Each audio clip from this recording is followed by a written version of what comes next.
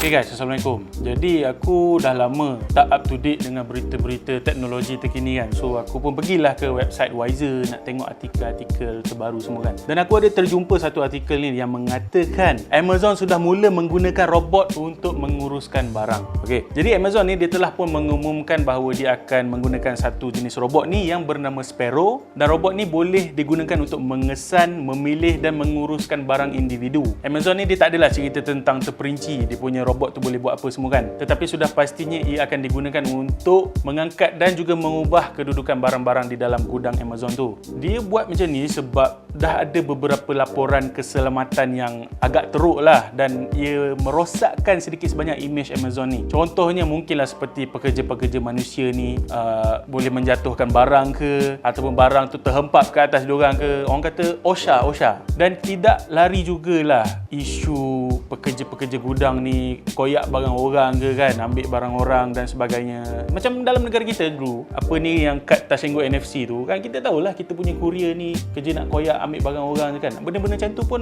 mungkin diambil berat oleh Amazon. So sebab itulah dia menggunakan robot Sparrow ni. Dan pada bulan Jun yang lepas, Amazon telah pun menggunakan dua robot, iaitu yang pertama robot bernama Proteus, di mana ia digunakan untuk mengalihkan rak-rak besar dalam gudang tu, dan juga satu lagi robot yang bernama Cardinal yang ditugaskan untuk mengangkat barang-barang seberat 50 pound.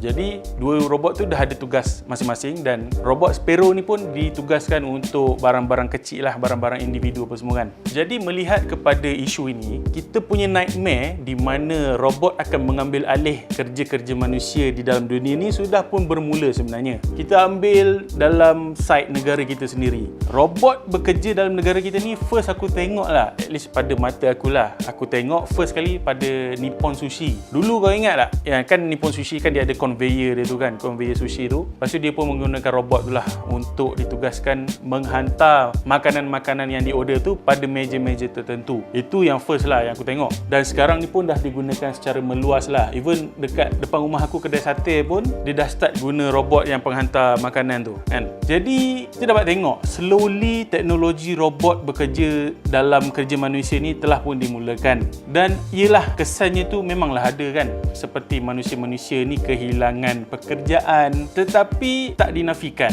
Satu pintu pekerjaan ditutup, satu lagi pintu pekerjaan dibuka. Contohnya peluang pekerjaan yang dah dibuka sekarang adalah seperti robot-robot ni perlukan operator kan. Walaupun dia boleh bekerja sendiri tapi dia pun memerlukan operator. Lepas tu ada lagi side pekerja untuk maintenance, ada lagi side pekerja untuk software developer untuk developkan software untuk robot tu bekerja, dan juga ada hardware punya orang semua kan. So walaupun pekerjaan-pekerjaan ditutup, ada lagi pekerjaan-pekerjaan lain dibuka. Dan aku fikirlah kan, kalau teknologi ni dah sampai ke dalam Malaysia kan, macam kat luar Amazon, kat dalam negara kita mungkin Shopee, Lazada dan sebagainya. Kalau shopping punya platform dalam negara kita ni pun menggunakan robot-robot seperti ini, mungkin ia akan meningkatkan lagi keselamatan dan juga privacy barangan-barangan kita tu. Mungkin dah kurang dah isu-isu barang kena rompak lah apa semua ni kan. Dan beberapa bulan lepas ada aku buat video untuk Wiser di mana aku kupaskan artikel tentang penghantaran ubat menggunakan drone.